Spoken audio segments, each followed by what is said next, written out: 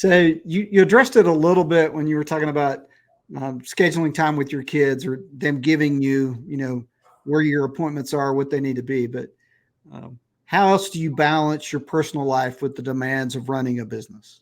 Well, the first thing I'll say is there's never a perfect balance.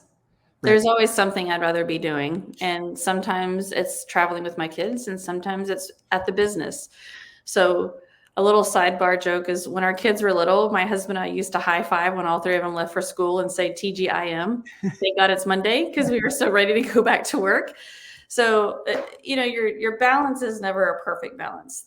We all, I think we hear that nowadays a lot, but that's just not the truth.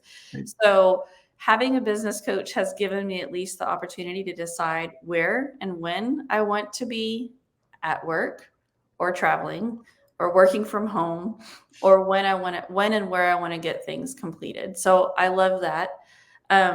Another thing that's helped with my balance has made sure that when I tell my time how to behave, that makes sure that I schedule my time to do two of the most important things, which are spending some time with God or spending some time with gratitude, as well as exercising. And when you can do both of those things consistently, you are going to find that you have a greater sense of calm and focus. And that's going to be a consistent type of thing instead of intermittent.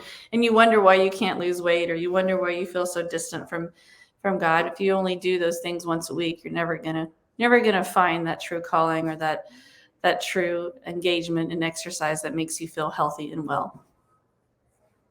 Thank you for sharing that. Big fan of gratitude.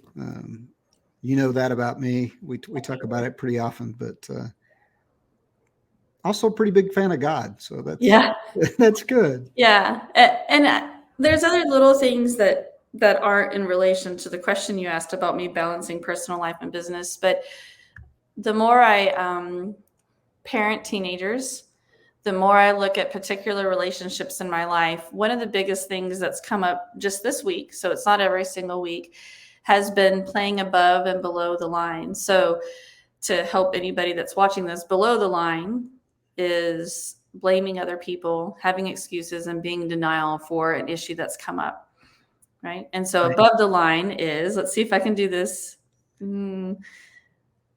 Everybody's been below the line, so I know that one really well. No, it's not opportunity, is it?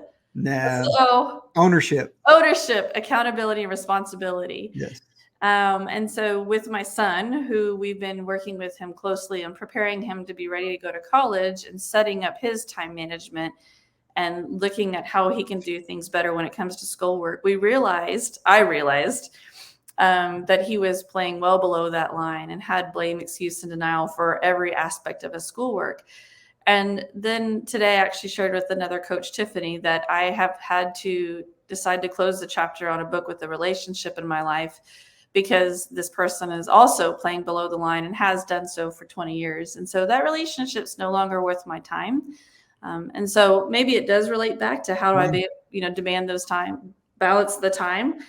Sometimes you don't need to give time to other people. Right. Yeah. It's been an interesting journey for the last couple of weeks to see how business very much so goes hand in hand with your personal life. Yeah.